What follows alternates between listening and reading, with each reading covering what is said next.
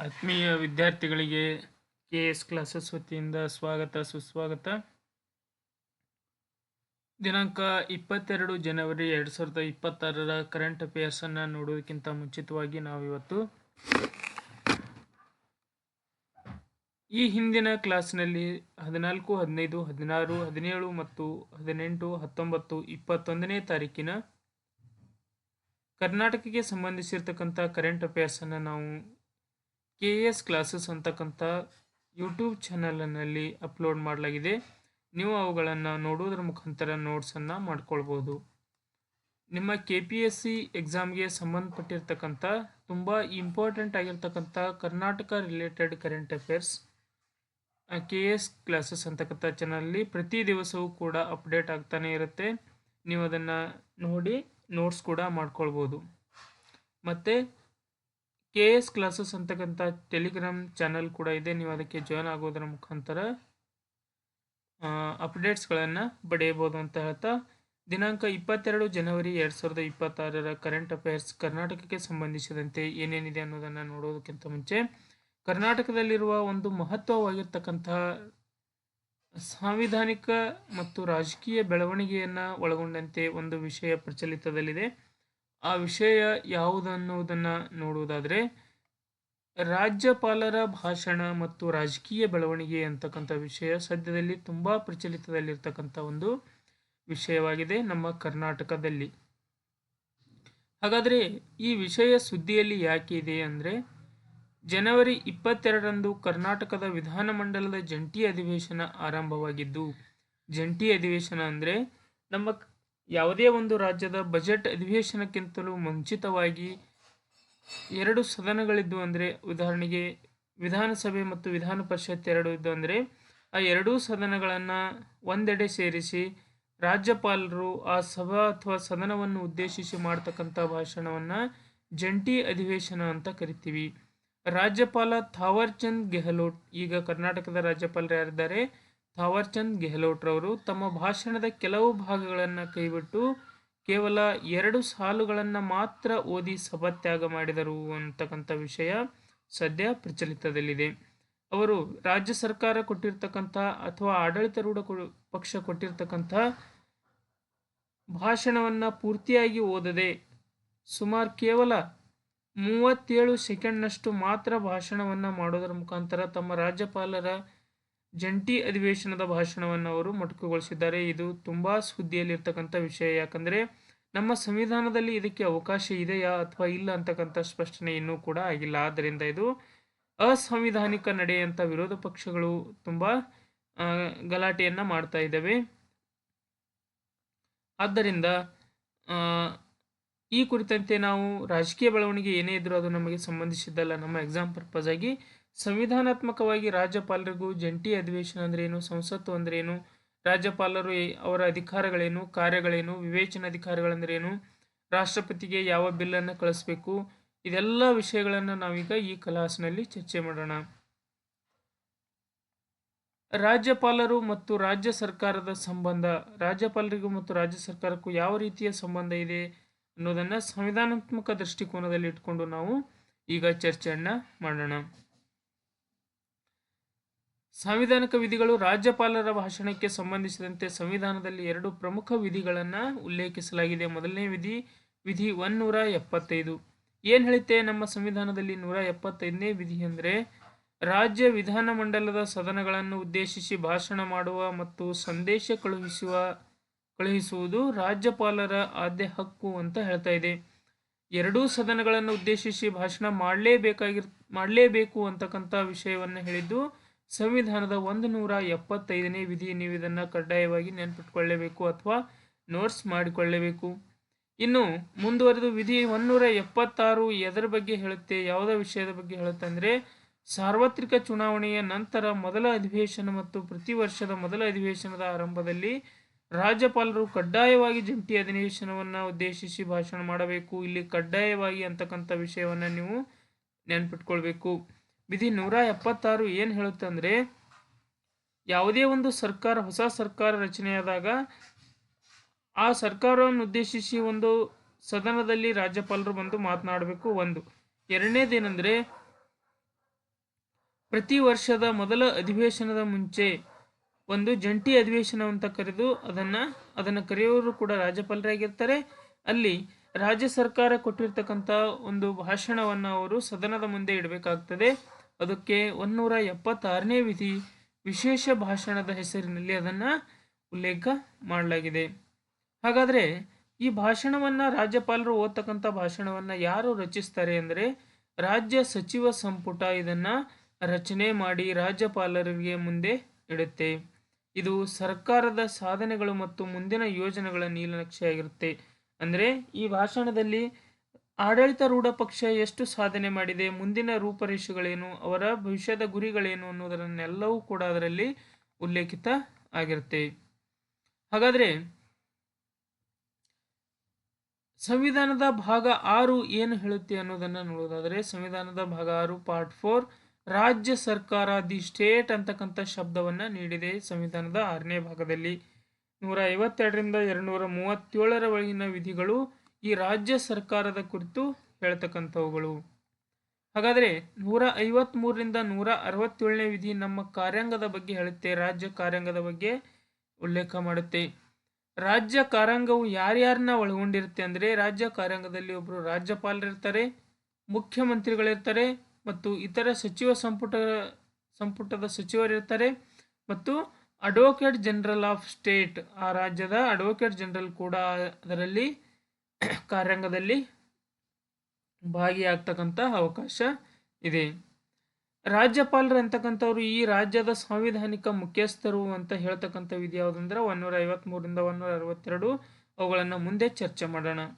ಮುಖ್ಯಮಂತ್ರಿ ಮತ್ತು ಸಚಿವ ಸಂಪುಟ ನೈಜ ಕಾರ್ಯಾಂಗ ಅಧಿಕಾರ ಇವರಲ್ಲಿರುತ್ತದೆ. ರಾಜ್ಯಪಾಲರದು ಕೇವಲ ನಾಮ ಮಾತ್ರ ಕಾರ್ಯಾಂಗ. ಪ್ರಮುಖವಾಗಿ ಕಾರ್ಯವನ್ನು ನಿರ್ವಹಿಸ್ತಕ್ಕಂಥವ್ರು ಯಾರಂದ್ರೆ ಮುಖ್ಯಮಂತ್ರಿಗಳು ಮತ್ತು ಸಚಿವ ಸಂಪುಟ. ಕೇಂದ್ರ ಸರ್ಕಾರದಲ್ಲಿ ರಾಷ್ಟ್ರಪತಿಗಳು ನಾಮಮಾತ್ರ ಮುಖ್ಯಸ್ಥರಾಗಿರ್ತಾರೆ ಸಂವಿಧಾನಿಕವಾಗಿ. ಆದರೆ ರಾಜ್ಯಗಳಲ್ಲಿ ರಾಜ್ಯಪಾಲರು ಸಂವಿಧಾನಿಕ ಮುಖ್ಯಸ್ಥರು ಮತ್ತು ಅವರು ಸ್ವತಂತ್ರ ಆಗಿರ್ತಾರೆ. ಹಾಗಾದರೆ ಮುಖ್ಯಮಂತ್ರಿಯನ್ನ ರಾಜ್ಯಪಾಲರು ನೇಮಕ ಮಾಡ್ತಾರೆ. ಎಷ್ಟನೇ ವಿಧಿಯ ಪ್ರಕಾರ ಅಂದರೆ 163ನೇ ವಿಧಿಯ ಪ್ರಕಾರ ಮುಖ್ಯಮಂತ್ರಿಯನ್ನ ಆಯ್ಕೆಯಾದ ತಕ್ಷಣ ಅವರನ್ನ ಪ್ರತಿಜ್ಞಾ ವಿಧಿ ಅಂದರೆ ಅವರನ್ನು ಯಾರು ನೇಮಕ ಮಾಡ್ತಾರೆ ಅಂದರೆ ರಾಜ್ಯಪಾಲರು ನೇಮಕ ಮಾಡ್ತಾರೆ. 163 ಮತ್ತು 164 ಎರಡು ವಿಧಿಗಳು ಅವರಿಗೆ ಸಂಬಂಧಿಸಿವೆ. ಅಡ್ವೊಕೇಟ್ ಜನರಲ್ ಅಂದರೆ ಕರ್ನಾಟಕ ಸರ್ಕಾರದ ಅತ್ಯುನ್ನತ ಕಾನೂನು ಅಧಿಕಾರಿ ಇದು 165 ಆರ್ಟಿಕಲ್ ಹೇಳುತ್ತೆ. ಹಾಗಾದರೆ ಶಾಸಕಕ್ಕೂ ಮತ್ತು ರಾಜ್ಯಪಾಲರಿಗೂ ಏನು ಸಂಬಂಧ ಇದೆ ಅನ್ನೋದನ್ನು ನೋಡುವುದಾದರೆ ಶಾಸಕಾಂಗವು ರಾಜ್ಯಪಾಲರು ಮತ್ತು 1 ಅಥವಾ 2 ಸದನಗಳನ್ನು ಒಳಗೊಂಡಿರುತ್ತದೆ. ವಿಧಾನಸಭೆ ಮೊದಲನೇದು, ಇದನ್ನು ಕೆಳಮನೆ ಅಂತ ಕರಿತೀವಿ, ಲೋವರ್ ಹೌಸ್ ಅಂತ ಕರಿತೀವಿ. ಜನರಿಂದ ನೇರವಾಗಿ ಆಯ್ಕೆಯಾಗಿರ್ತಕ್ಕಂಥ ಸದಸ್ಯರನ್ನ ಇದು ಹೊಂದಿರುತ್ತೆ. ಅಂದರೆ ಎಲೆಕ್ಷನ್ ಮುಖಾಂತರ ಆಯ್ಕೆಯಾಗಿರ್ತಕ್ಕಂಥ ಸದಸ್ಯರನ್ನ ಇದು ಹೊಂದುತ್ತೆ. ನೆಕ್ಸ್ಟ್ ವಿಧಾನ ಪರಿಷತ್ ಲೆಜಿಸ್ಲೇಟಿವ್ ಕೌನ್ಸಿಲ್ ಅಂತ ಕರಿತೀವಿ. ಇದನ್ನು ಮೇಲ್ಮನೆ ಅಂದರೆ ಅಪ್ಪರ್ ಹೌಸ್ ಅಂತ ಕರಿತೀವಿ, ಮೇಲ್ಮನೆ. ಕೇವಲ 6 ರಾಜ್ಯಗಳಲ್ಲಿ ಮಾತ್ರ ಇದು ನಮ್ಮ ಕರ್ನಾಟಕವು ಸೇರಿದಂತೆ ಭಾರತದಲ್ಲಿ 6 ರಾಜ್ಯಗಳಲ್ಲಿ ಮಾತ್ರ ಇದು ಸದ್ಯ ಅಸ್ತಿತ್ವದಲ್ಲಿ ಇರ್ತಕ್ಕಂಥದ್ದು. ಹಾಗಾದರೆ ವಿಧಾನಸಭೆಯ ಅಧಿಕಾರಾವಧಿ ಎಷ್ಟಂದರೆ 5 ವರ್ಷಗಳು ಮಾತ್ರ. ವಿಧಾನ ಪರಿಷತ್ತಿಂದು 1 ಖಾಯಂ ಸದನ, ಇವರ ಅವಧಿ 6 ವರ್ಷಗಳಾಗಿರ್ತವೆ.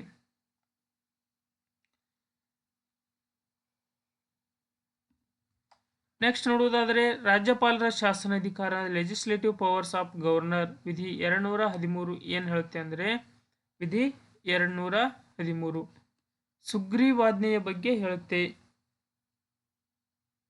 ಸುಗ್ರೀವಾಜ್ಞೆ ಇಂಗ್ಲಿಷ್ನಲ್ಲಿ ಆರ್ಡಿನೆನ್ಸ್ ಅಂತ ಕರಿತೀವಿ. ಸುಗ್ರೀವಾಜ್ಞೆ ಅಂದರೆ ಏನು ಅನ್ನೋದನ್ನು ನೋಡೋದಾದರೆ ರಾಜ್ಯ ಶಾಸಕಾಂಗದ ಅಧಿವೇಶನ ನಡೆಯದಿದ್ದಾಗ ತುರ್ತು ಕಾನೂನಿನ ಅಗತ್ಯವಿದೆ. ರಾಜ್ಯಪಾಲರು ವಿಧಿ 213 ಅಡಿಯಲ್ಲಿ ಸುಗ್ರೀವಾಜ್ಞೆ ಹೊರಡಿಸಬಹುದು. ಇದರ ಅವಧಿ ಅಧಿವೇಶನದ ಆರಂಭವಾಗುವ 6 ವಾರಗಳ ಮುಂಚೆ ಮಾತ್ರ ಆರಂಭವಾದ 6 ವಾರಗಳವರೆಗೆ ಮಾತ್ರ ಇದು ಚಾಲ್ತಿಯಲ್ಲಿ ಇರುತ್ತೆ ಸುಗ್ರೀವಾಜ್ಞೆ. ಹಾಗಾದರೆ ಯಾವ ಯಾವ ಅಂಗಗಳಲ್ಲಿ ಯಾರ್ಯಾರು ಬರ್ತಾರೆ ಅಂತಕ್ಕಂಥದ್ದನ್ನು ನೋಡೋದಾದರೆ ಮೊದಲು ಸಾಮಾನ್ಯವಾಗಿ 152ನೇ ವಿಧಿಯೊಳಗೆ ರಾಜ್ಯದ ವ್ಯಾಖ್ಯಾನವನ್ನು ನೀಡಲಾಯಿತು. ನಂತರ ಕಾರ್ಯಾಂಗ 1900 ಸಾರಿ 153ರಿಂದ 167ನೇ ವಿಧಿಗಳು ಈ ಕಾರ್ಯಾಂಗದ ಬಗ್ಗೆ ಹೇಳ್ತವೆ. ಇದರಲ್ಲಿ ಇರ್ತಕ್ಕಂಥ ವ್ಯಕ್ತಿಗಳು ಯಾರೆಂದರೆ ಒಂದು ರಾಜ್ಯಪಾಲರು, ಸಿಎಂ ಮತ್ತು ಮಂತ್ರಿಮಂಡಲ ಇದರಲ್ಲಿ ಇರ್ತದೆ. ನೆಕ್ಸ್ಟ್ ಶಾಸಕಾಂಗ 168ರಿಂದ 212 ವಿಧಾನಸಭೆ ಮತ್ತು ವಿಧಾನ ಪರಿಷತ್ ಈ ಕುರಿತು ಒಂದು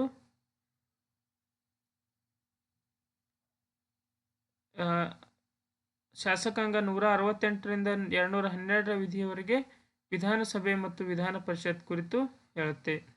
ನೆಕ್ಸ್ಟ್ ಸುಗ್ರೀವಾಜ್ಞೆ ಅಂತಕ್ಕಂಥ ಶಬ್ದ ಇಲ್ಲಿ ಚಾಲ್ತಿಯಲ್ಲಿದೆ. ಸುಗ್ರೀವಾಜ್ಞೆ ಅಂದರೆ ಇದನ್ನ ರಾಜ್ಯಪಾಲರ ವಿಶೇಷ ಅಧಿಕಾರ ಅಂತ ಕೂಡ ಕರಿತೀವಿ. ಇದನ್ನ 213ನೇ ವಿಧಿ ಹೇಳುತ್ತೆ. ನೆಕ್ಸ್ಟ್ ಉಚ್ಚ ನ್ಯಾಯಾಲಯ ಇದು 214ರಿಂದ 232ನೇ ವಿಧಿಯವರೆಗೆ ಹೇಳುತ್ತೆ. ಕರ್ನಾಟಕ ಕಾರ್ಯವ್ಯಾಪ್ತಿಯನ್ನು ಇದು ಹೊಂದಿದೆ. ನೆಕ್ಸ್ಟ್ ಅಧೀನ ನ್ಯಾಯಾಲಯ 233ರಿಂದ 237ರವರೆಗೆ ಇದು ಸಂವಿಧಾನದ ವಿಷಯಗಳನ್ನು ಹೇಳುತ್ತೆ. ರಾಜ್ಯಪಾಲರ ಕುರಿತಂತೆ ಜಿಲ್ಲಾ ನ್ಯಾಯಾಲಯಗಳು ಇದರ ಅಧೀನದಲ್ಲಿ ಕಾರ್ಯನಿರ್ವಹಣೆ ಮಾಡ್ತಿರುತ್ತೆ.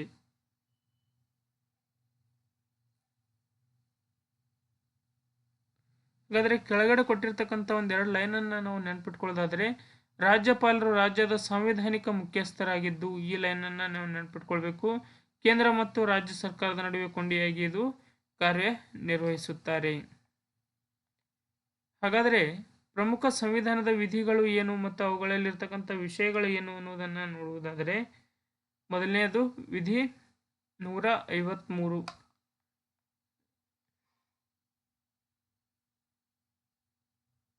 ರಾಜ್ಯಗಳ ರಾಜ್ಯಪಾಲರ ಬಗ್ಗೆ ವಿಧಿ 153 ನಮ್ಮ ಸಂವಿಧಾನದಲ್ಲಿ ಉಲ್ಲೇಖ ಮಾಡಲಾಗಿದೆ. ಪ್ರತಿಯೊಂದು ರಾಜ್ಯಕ್ಕೂ ಒಬ್ಬ ರಾಜ್ಯಪಾಲರು ಇರಬೇಕು ಅಂತಕ್ಕಂಥ ವಿಷಯವನ್ನು ಇದರಲ್ಲಿ ಉಲ್ಲೇಖ ಮಾಡಲಾಗಿದೆ. ಒಬ್ಬರೇ ವ್ಯಕ್ತಿಯನ್ನು 2 ಅಥವಾ ಹೆಚ್ಚು ರಾಜ್ಯಗಳಿಗೆ ರಾಜ್ಯಪಾಲಗಳನ್ನಾಗಿ ನೇಮಿಸಬಹುದು ಅಂತಲೂ ಕೂಡ ಇದೇ ಆಯೋಗ ಹೇಳಿಕೆ ನೀಡಿತು. ನೆಕ್ಸ್ಟ್ ವಿಧಿ 154 ರಾಜ್ಯದ ಕಾರ್ಯಾಂಗದ ಅಧಿಕಾರ ಅಂದರೆ ರಾಜ್ಯದ ಕಾರ್ಯಾಂಗದ ಅಧಿಕಾರ ರಾಜ್ಯಪಾಲರಲ್ಲಿ ಇರ್ತದೆ ಅಂತಕ್ಕಂಥದ್ದನ್ನು ಹೇಳುತ್ತೆ. ವಿಧಿ 155 ರಾಜ್ಯಪಾಲರ ನೇಮಕ. ರಾಜ್ಯಪಾಲರನ್ನು ಭಾರತದ ರಾಷ್ಟ್ರಪತಿಗಳು ನೇಮಕ ಮಾಡುತ್ತಾರೆ. ವಿಧಿ 156 ರಾಜ್ಯಪಾಲರ ಅಧಿಕಾರಾವಧಿ ಅಂತ ಇದೆ. ಸಾಮಾನ್ಯವಾಗಿ 5 ವರ್ಷಗಳ ಕಾಲ ಇವರು ತಮ್ಮ ಅಧಿಕಾರದಲ್ಲಿ ಇರ್ತಾರೆ. ಆದರೆ ಅವರು ರಾಷ್ಟ್ರಪತಿಗಳ ಇಚ್ಛೆ ಇರುವವರೆಗೂ ಈ ಪಾಯಿಂಟನ್ನು ನೀವು ನೆನ್ಪಿಟ್ಕೊಳ್ಬೇಕು.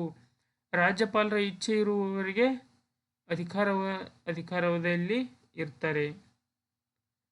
ನೆಕ್ಸ್ಟ್ ಅವರ ಅರ್ಹತೆಗಳು ಏನು ಅನ್ನೋದನ್ನು ನೋಡೋದಾದರೆ, ಭಾರತ ಪ್ರಜೆಯಾಗಿರಬೇಕು, ಕನಿಷ್ಠ 35 ವರ್ಷ ವಯಸ್ಸಾಗಿರಬೇಕು. ನೆಕ್ಸ್ಟ್ ವಿಧಿ 159 ಪ್ರಮಾಣ ವಚನ ಅಂತ ಇದೆ. ಪಾಲಕರಿಗೆ ಸಂಬಂಧಪಟ್ಟ ರಾಜ್ಯದ ಉಚ್ಚ ನ್ಯಾಯಾಲಯದ ಮುಖ್ಯ ನ್ಯಾಯಮೂರ್ತಿಗಳು ಪ್ರಮಾಣ ವಚನ ಬೋಧಿಸಿರುತ್ತಾರೆ. ವಿಧಿ 161 ಕ್ಷಮಾದಾನ ಅಧಿಕಾರ. ಶಿಕ್ಷೆಯನ್ನು ಕಡಿಮೆ ಮಾಡುವ ಅಥವಾ ಕ್ಷಮಿಸುವ ಅಧಿಕಾರ ಮರಣದಂಡನೆಯನ್ನು ಹೊರತುಪಡಿಸಿ ಕ್ಷಮಾದಾನದ ಅಧಿಕಾರವನ್ನು ವಿಧಿ 161 ಹೇಳುತ್ತೆ. ನೆಕ್ಸ್ಟ್ ನೋಡೋದಾದ್ರೆ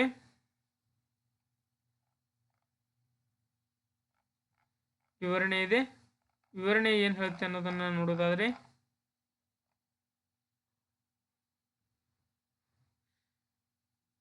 ವಿಧಿ 163 ಏನು ಹೇಳುತ್ತೆ ಅಂದರೆ ಸಚಿವ ಸಂಪುಟ ಸಲಹೆ ಅಂತ ಇದೆ. ರಾಜ್ಯಪಾಲರಿಗೆ ಸಹಾಯ ಮತ್ತು ಸಲಹೆ ನೀಡಲು ಮಂತ್ರಿಮಂಡಲ ನೇತೃತ್ವದಲ್ಲಿ ಸಚಿವ ಸಂಪುಟವಿರುತ್ತದೆ.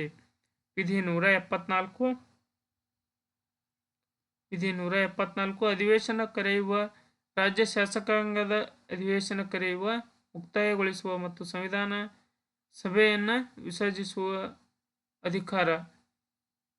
ನೆಕ್ಸ್ಟ್ ಮಸೂದೆಗಳಿಗೆ ಒಪ್ಪಿಗೆ ಅಂತ ಇದೆ. ವಿಧಿ 200 ಶಾಸಕಾಂಗ ಅಂಗೀಕರಿಸಿದ ಮಸೂದೆಗಳಿಗೆ ಸಹಿ ಹಾಕುವುದು ಅಥವಾ ರಾಷ್ಟ್ರಪತಿಗಳ ಪರಿಗಣನೆಗೆ ಕಾಯ್ದಿರಿಸುವುದು. ನೆಕ್ಸ್ಟ್ ಸುಗ್ರೀವಾಜ್ಞೆ. ಶಾಸಕಾಂಗದ ಅಧಿವೇಶನವಿಲ್ಲದ ಸಮಯದಲ್ಲಿ ಸುಗ್ರೀವಾಜ್ಞೆ ಹೊರಡಿಸುವ ಅಧಿಕಾರ ರಾಷ್ಟ್ರಪತಿಗೆ ಇರುತ್ತೆ. ಈ ಸುಗ್ರೀವಾಜ್ಞೆ ಅಂತಕ್ಕಂಥದ್ದು ತುಂಬಾ ಇಂಪಾರ್ಟೆಂಟ್ ಆಗಿರ್ತಕ್ಕಂಥ ಒಂದು ವಿಷಯ. ಇದರ ಬಗ್ಗೆ ಹೆಚ್ಚಿನ ಮಾಹಿತಿಗಳನ್ನು ನೀವು ತಿಳಿದುಕೊಳ್ಳಲು ಪ್ರಯತ್ನಿಸಿ.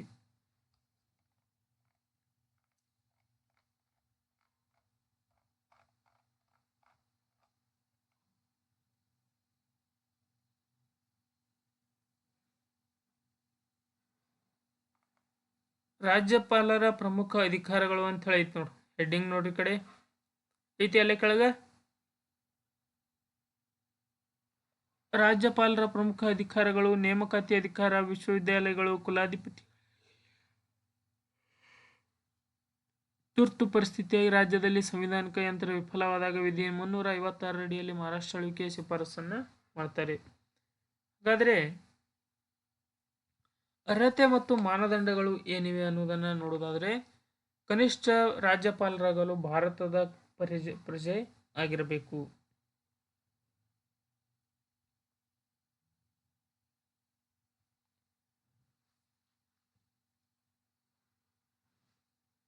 ಕನಿಷ್ಠ 35 ವರ್ಷ ವಯಸ್ಸಾಗಿರಬೇಕು. ಸಂಸತ್ತಿನ ಅಥವಾ ರಾಜ್ಯ ಶಾಸಕಾಂಗದ ಸದಸ್ಯರಾಗಿರಬಾರದು. ಒಂದು ವೇಳೆ ಸದಸ್ಯರಾಗಿದ್ದರೆ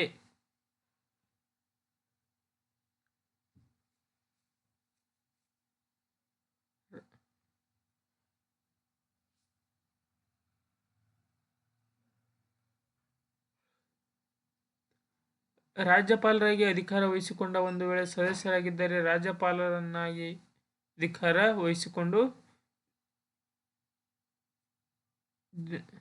ದಿನದಿಂದ ಈ ಸ್ಥಾನ ತೆರವಾಗಿದೆ ಎಂದು ಪರಿಗಣಿಸಲು ಎಂದು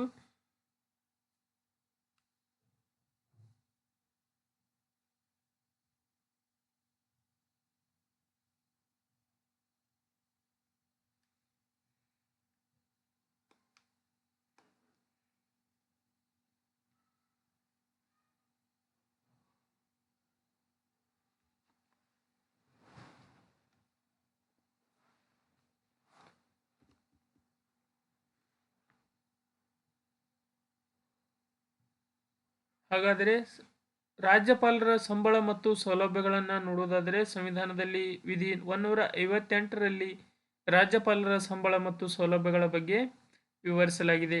ರಾಜ್ಯಪಾಲರ ಸಂಬಳವನ್ನು ಸಂಸತ್ತು ನಿರ್ಧಾರ ಮಾಡುತ್ತದೆ. ಪ್ರಸ್ತುತ ಅವರ ಮಾಸಿಕ ವೇತನ 3,50,000 ರೂಪಾಯಿಗಳು ಇರುತ್ತದೆ. ಇದರ ಸಂಬಳವನ್ನು ಸಂಸತ್ತು ನಿರ್ಧಾರ ಮಾಡುತ್ತದೆ. ಒಬ್ಬರೇ ವ್ಯಕ್ತಿ 2 ಅಥವಾ ಹೆಚ್ಚಿನ ರಾಜ್ಯಗಳಿಗೆ ರಾಜ್ಯಪಾಲರಾಗಿದ್ದಾಗ ಸಂಬಳವನ್ನು ರಾಷ್ಟ್ರಪತಿಗಳು ನಿರ್ದೇಶಿಸಿದ ಅನುಪಾತದಲ್ಲಿ ಹಂಚಿಕೆಯನ್ನ ಮಾಡಲಾಗುತ್ತೆ. ಹಾಗಾದರೆ ರಾಜ್ಯಪಾಲರ ಅಧಿಕಾರಗಳು ಅಂತ ಇದೆ. ರಾಜ್ಯಪಾಲರ ಅಧಿಕಾರಗಳು ನಮ್ಮ KPSC ಪರ್ಪಸ್ ಆಗಿ ಯಾವ ರೀತಿಯಾಗಿ ಯೂಸ್ ಆಗ್ತವೆ ಅನ್ನೋದನ್ನ ಈ ಮುಂದೆ ನಾವು ನೋಡೋಣ.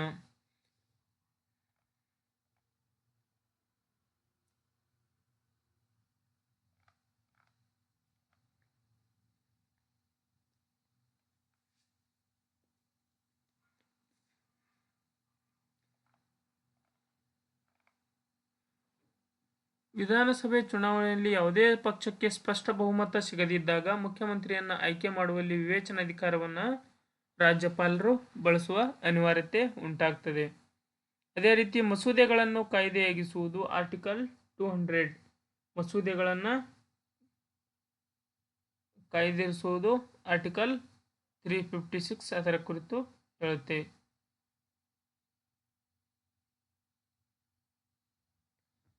ವರದಿ ಸಲ್ಲಿಕೆ ಅಂತ ಇದೆ ಆರ್ಟಿಕಲ್ 356. ರಾಜ್ಯದಲ್ಲಿ ಸಂವಿಧಾನಿಕ ಆಡಳಿತ ವಿಫಲವಾದಾಗ ಎಂದು ರಾಷ್ಟ್ರಪತಿಗಳಿಗೆ ವರದಿಯನ್ನ ನೀಡಲಾಗ್ತಿತ್ತು.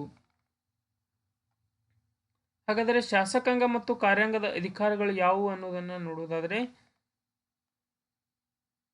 ವಿಧಿ 165 ರಾಜ್ಯದ ಉನ್ನತ ಕಾನೂನು ಅಧಿಕಾರ ಎನಿಸಿಕೊಂಡಿರುವ ಅಡ್ವೊಕೇಟ್ ಜನರಲ್ ರನ್ನು ರಾಜ್ಯಪಾಲರು ನೇಮಕ ಮಾಡುತ್ತಾರೆ.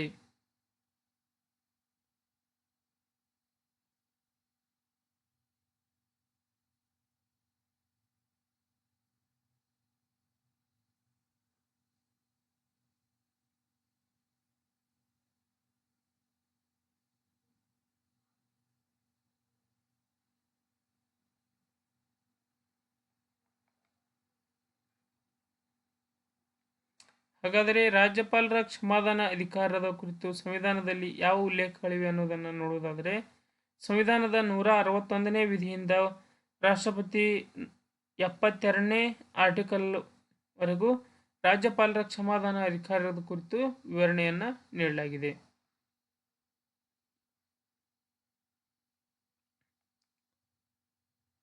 ಹೈದರಾಬಾದ್ ಕರ್ನಾಟಕ ಮರಣದಂಡನೆ ಅಂತ ಇದೆ ಒಂದೇದು. ಇದನ್ನು ಕ್ಷಮಿಸುವ ಅಧಿಕಾರ ಕೇವಲ ರಾಷ್ಟ್ರಪತಿಗಳಿಗೆ ಮಾತ್ರ ಇದೆ. ರಾಜ್ಯಪಾಲರು ಶಿಕ್ಷೆಯನ್ನು ಅಮಾನತು ಅಥವಾ ಬದಲಾವಣೆ ಮಾಡಬಹುದು, ಆದರೆ ಪೂರ್ತಿ ಕ್ಷಮಿಸಲು ಸಾಧ್ಯವಿಲ್ಲ. ಸೈನಿಕ ನ್ಯಾಯಾಲಯ ಎಂಬ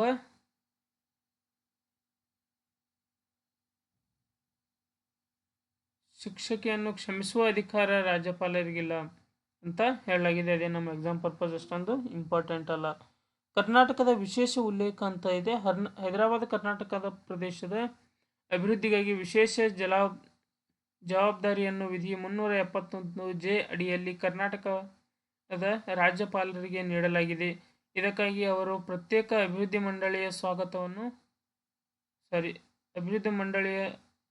ಮಂಡಳಿಯನ್ನು ಸ್ಥಾಪಿಸುವ ಅಧಿಕಾರವನ್ನು ಅವರು ಹೊಂದಿದ್ದಾರೆ.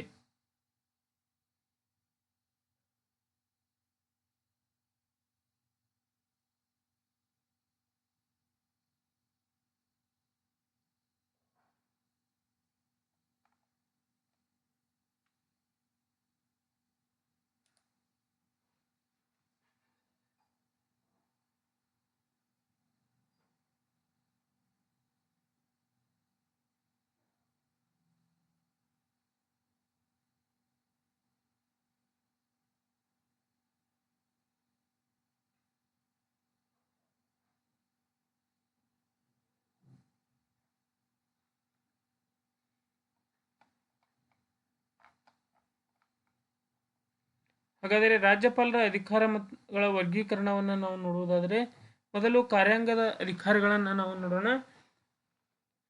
ಕಾರ್ಯಾಂಗದ ಅಧಿಕಾರಿಗಳು ಎಕ್ಸಿಕ್ಯೂಟಿವ್ ಪವರ್ಸ್ ಅಂತ ಕರಿತೀವಿ. ರಾಜ್ಯದ ಎಲ್ಲ ಆಡಳಿತಾತ್ಮಕ ನಿರ್ಧಾರಗಳು ರಾಜ್ಯಪಾಲರ ಹೆಸರಿನಲ್ಲೇ ನಡೀತವೆ. ಇವರು CM, ಸಚಿವರು, ಅಡ್ವೊಕೇಟ್ ಜನರಲ್, KPSC ಅಧ್ಯಕ್ಷರು ಮತ್ತು ರಾಜ್ಯ ಚುನಾವಣಾ ಆಯುಕ್ತರನ್ನ ಇವರು ನೇಮಕ ಮಾಡ್ತಾರೆ. ನೆಕ್ಸ್ಟ್ ಶಾಸಕಾಂಗ ಅಧಿಕಾರಿಗಳು ಲೆಜಿಸ್ಲೇಟಿವ್ ಪವರ್ಸ್ ಅಂತ ಕರಿತೀವಿ. ಅಧಿವೇಶನ ಕರೆಯುವುದು, ಮಸೂದೆಗೆ ಅಂಕಿತ ಹಾಕುವುದು, ವಿಧಿ 213 ಅಡಿ ಸುಗ್ರೀವಾಜ್ಞೆಯನ್ನು ಹೊರಡಿಸುವ ಅಧಿಕಾರ ಥಾವರ್ಚಂದ್ ಗೆಹ್ಲೋಟ್ ಅಂದರೆ ರಾಜ್ಯಪಾಲರಿಗೆ ಇರುತ್ತದೆ.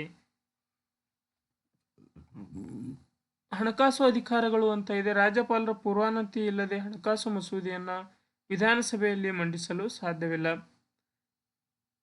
ಪ್ರತಿ ವರ್ಷ ರಾಜ್ಯ ಬಜೆಟ್ ಅನ್ನು ಮಂಡಿಸುವಂತೆ ನೋಡಿಕೊಳ್ಳುತ್ತಾರೆ. ನ್ಯಾಯಾಂಗ ಅಧಿಕಾರಗಳು ಯಾವ ರೀತಿ ಇದೆ ಅಂದರೆ, ಜಿಲ್ಲಾ ನ್ಯಾಯಾಧೀಶರ ನೇಮಕಾತಿ ಮತ್ತು ವರ್ಗಾವಣೆಯಲ್ಲಿ ಇವರ ಪಾತ್ರವಿರುತ್ತದೆ ಅಂತ ಕೊಡಲಾಗಿದೆ.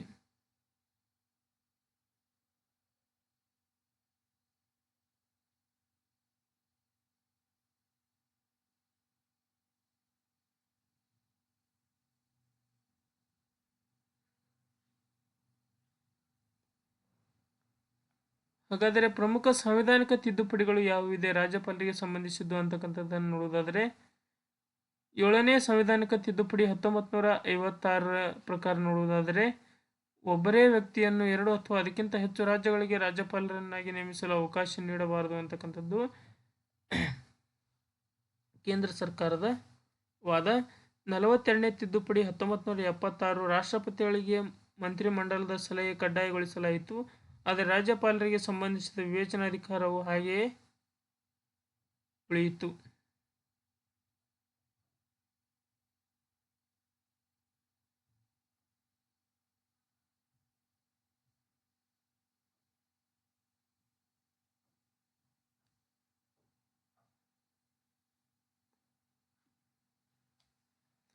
ಹಾಗಾದರೆ ರಾಜ್ಯಪಾಲರ ಬಗ್ಗೆ ಇರತಕ್ಕಂಥ ಪ್ರಮುಖ ಸಮಿತಿಗಳನ್ನು ನಾವು ನೋಡೋದಾದರೆ, ಮೊದಲನೇದಾಗಿ ಸರ್ಕಾರಿಯ ಆಯೋಗ ಅಂತ ಕರಿತೀವಿ. 1983 ರಾಜ್ಯಪಾಲರು ರಾಜಕೀಯವಾಗಿ ಸಕ್ರಿಯರಾಗಬಾರದು ಮತ್ತು ರಾಜ್ಯದವರೇ ಆಗಿರಬಾರದು ಎಂಬ ಶಿಫಾರಸನ್ನು ಇದು ನೀಡಿತು. ಪುಂಚಿ ಆಯೋಗ ಅಂತ ಕರಿತೀವಿ. 2007 ರಾಜ್ಯಪಾಲರನ್ನು ವಜಾ ಮಾಡುವ ಪ್ರಕ್ರಿಯೆ ರಾಷ್ಟ್ರಪತಿಗಳ ಮೇಲಿನ ವಜಾ ಪ್ರಕ್ರಿಯೆಯಂತೆಯೇ ಇರಬೇಕು ಎಂದು ಇವರು ಸೂಚಿಸ್ತಾರೆ. ಇಲ್ಲಿಗೆ ಕೇವಲ ಈಗ ಸದ್ಯದಲ್ಲಿರ್ತಕ್ಕಂಥ ರಾಜ್ಯಪಾಲರ ಇಶ್ಯೂ ಪ್ರಚಲಿತದಲ್ಲಿರುವುದರಿಂದ ನಾವು ಕೇವಲ ಅದು ಒಂದೇ ವಿಷಯವನ್ನು ಕುರಿತು ನಾವು ಇವತ್ತು ವಿಡಿಯೋದನ್ನು ಹಂಚಿಕೊಂಡಿದ್ದೀನಿ. ಮುಂದಿನ ವಿಡಿಯೋಗಳಿಗಾಗಿ KS ಕ್ಲಾಸಸ್ ಅಂತಕ್ಕಂಥ ಯೂಟ್ಯೂಬ್ ಚಾನಲ್ನ ಸಬ್ಸ್ಕ್ರೈಬ್ ಮಾಡಿ, ಲೈಕ್ ಮಾಡಿ, ನಿಮ್ಮ ಗೆಳೆಯರೊಂದಿಗೆ ಶೇರ್ ಮಾಡಿ ಅಂತ ಹೇಳ್ತಾ ಧನ್ಯವಾದಗಳು.